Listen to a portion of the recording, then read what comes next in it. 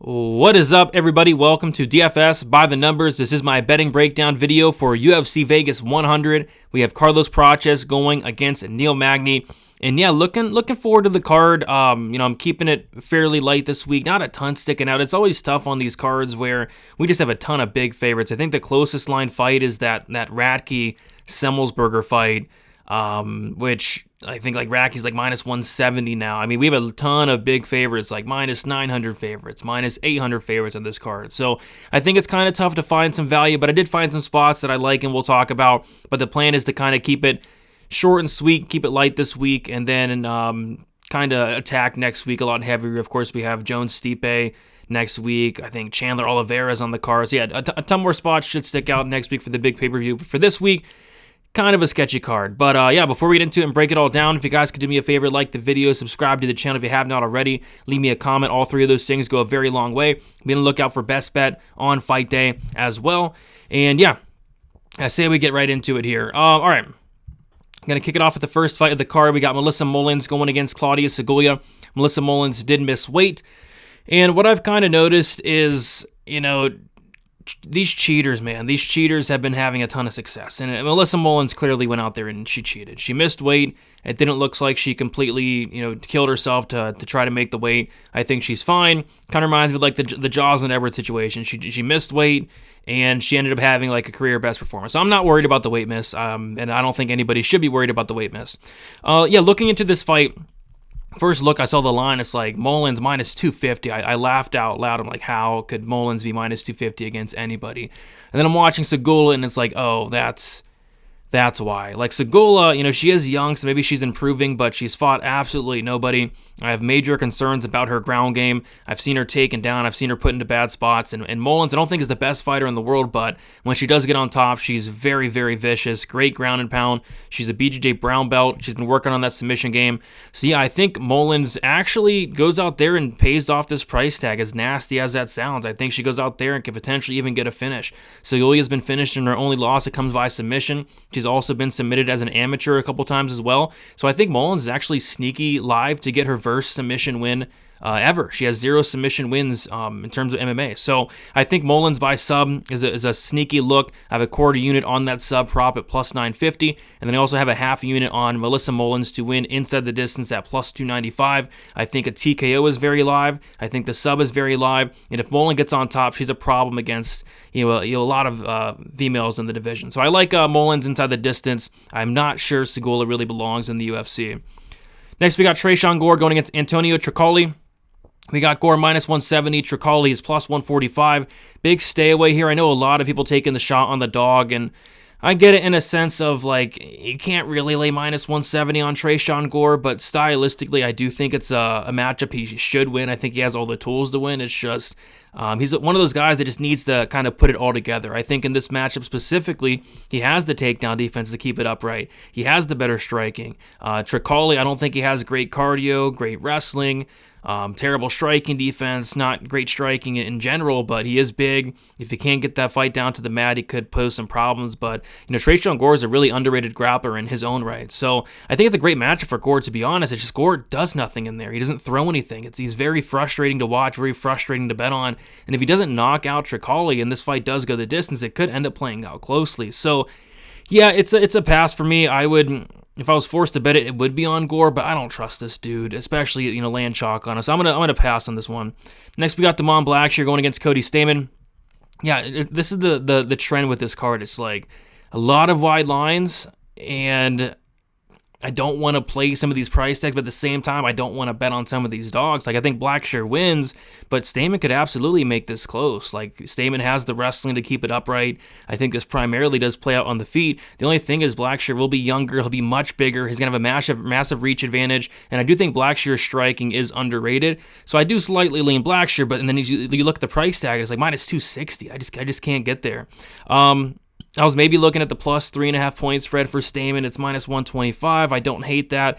The only problem is it's going to come into the hands of the crooked, corrupt judges. I think I'm done with this point spread bets. I mean, some of these scorecards these last couple weeks have just been honestly disgusting. So anything dealing with the judges just is kind of turning me off at this point. But yeah, Cody Stamann plus 3.5.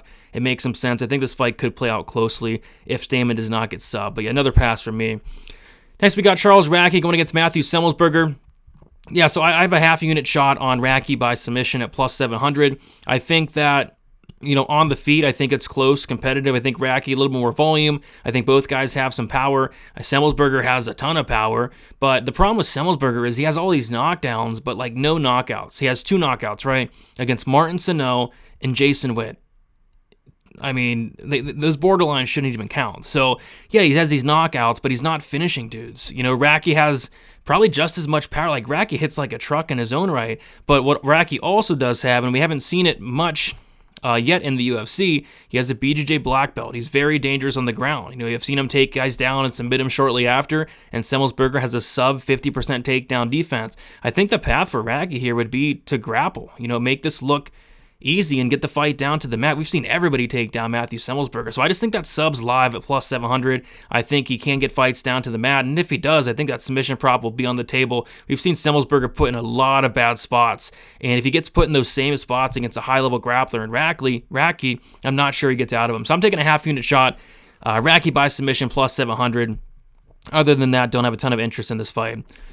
Moving on, we got Elizeu Zaleski dos Santos going into Zach Scroggin. Yeah, nothing sticking out here. So I do have a 4-leg, like a Hail Mary parlay I'll get to at the end. I think Zaleski inside the distance is like a parlay piece is fine. He's minus 800 on the money line. In Scroggin, it's just, you look at the record, it's enticing, and then you dig in and it's like, ugh, gosh, this guy's fighting nobody. Like his last opponent was like a 60-year-old dude.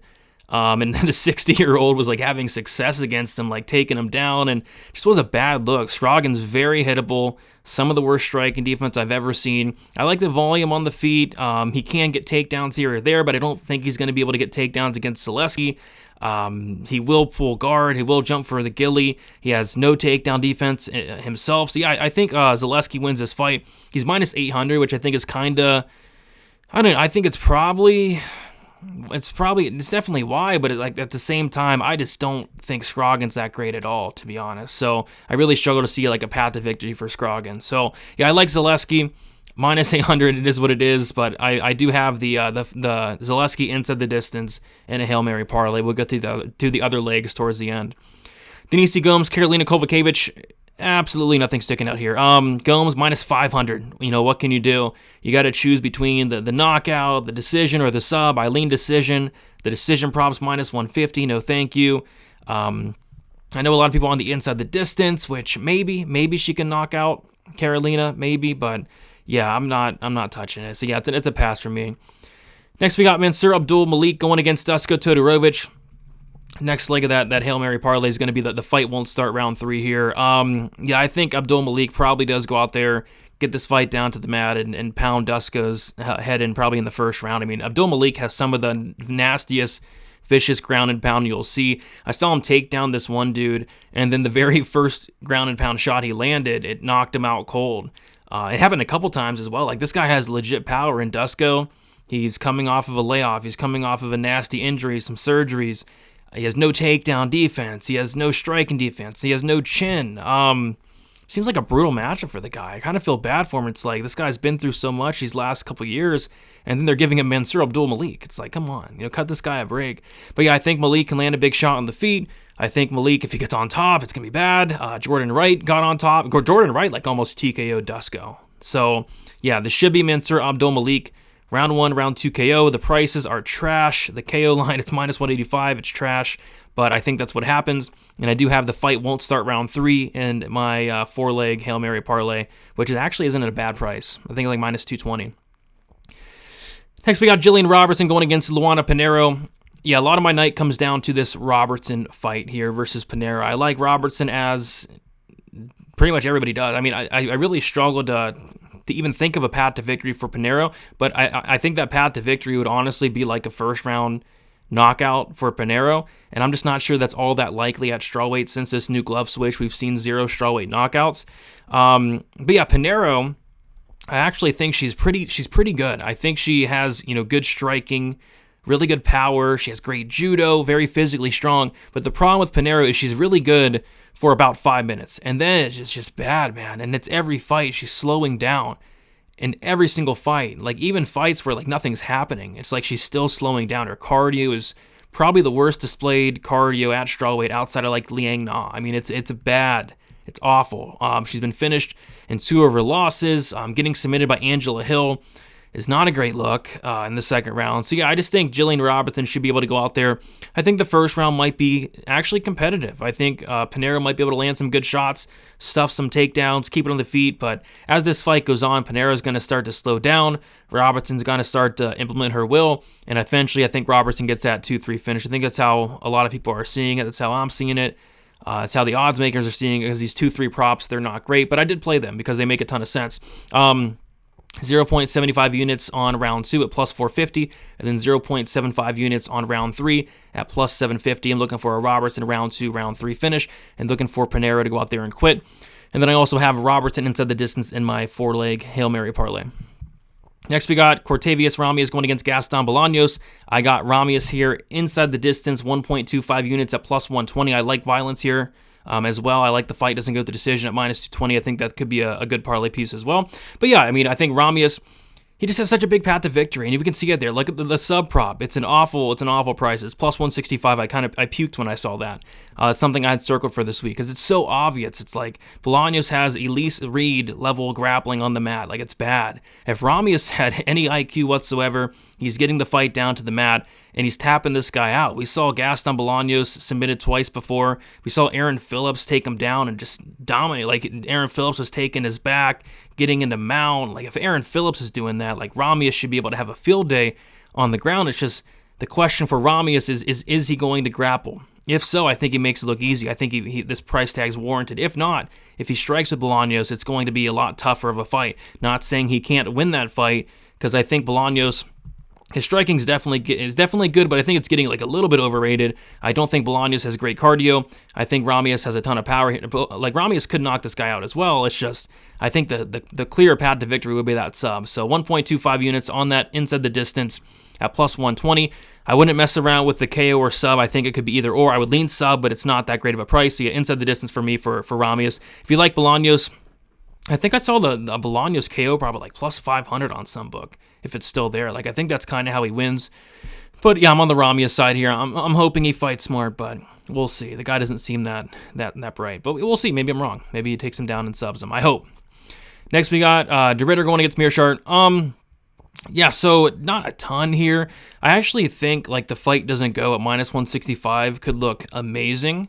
But at the same time, in a non-violence era, kind of got to tread a little bit lightly, but I don't see this fight going the distance really at all. Meerschaert's been finished 12 times, De Ridder's been finished twice, and this is one of those fights where it's like, well, any fight, any Meerschaert fight, he's live in the second or third round, but especially here in my opinion. So I think De Ridder has a good chance to go out there and spark Meerschaert, make it look easy, take him down, submit him, take him down, TKO him, just running through him. De Ridder looks like easy money. I think that's very much on the table. But if he does not finish Meerschaert in the first 5 minutes, how many times have we seen this? We've seen it so many times where Meerschaert takes a beating in the first round, and then he starts to take over. His opponents start to slow down, right? And then he gets that second or third round finish. We saw it in his last fight.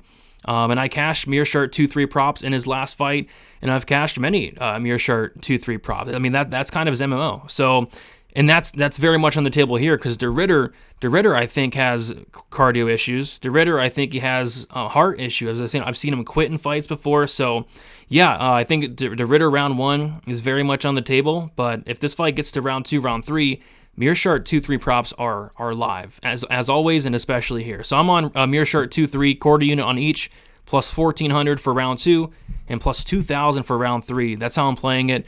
And then I also have the fight doesn't go to decision in my 4-leg Hail Mary. And I'll recap that Hail Mary towards the end here. And then real quick, Prochus Magny, not touching it. Prochus should win, minus 750 is wild. The knockout props, minus 350. I would lean like a KO 1-2-3, but those prices are all just non-bettable. But yeah, Prochus should win. I'm probably going to sit back and watch, though. All right, final recap for this card. 5 units on the line, which feels like 5 units too much, but we'll see. So I have Meerschaert 2-3 props, quarter unit on each, plus 1,400 round 2, plus 2,000 round 3. Cortavius Ramius to win inside the distance, 1.25 units, plus 120. Jillian Robertson round 2, 0.75 units, plus 450. Round 3 for Robertson as well, 0.75 units, plus 750. I have Charles Racky by sub, half a unit, plus 700. Melissa Mullins inside the distance, half a unit, plus 295. Melissa Mullins sub, quarter unit, plus 950. And then the 4-leg Hail Mary parlay, half a unit on it. I have the Meerschaert Ritter. The Ritter fight doesn't go to decision with the Robertson inside the distance, and the Abdul Malik Todorovic fight won't start round 3. And then the 4th leg is the Zaleski inside the distance, half a unit. I think it came out to like around plus 550, something like that. So, yeah, that's the action for this week. Keeping it light, short, sweet. Don't feel great about this card, but maybe that's typically when I say that it ends up being well. So we'll see. But yeah, looking to keep it light this week and then attack next week a lot heavier. Best of luck, guys, for UFC Vegas 100. Let me know down in the comments what you guys are liking for this card. I know it's a tough week, chalky week. I think a lot of these favorites do come through, but hopefully we found some value. Did I say value? Value for UFC Vegas 100. Best of luck, guys. Talk to you soon, and see you later.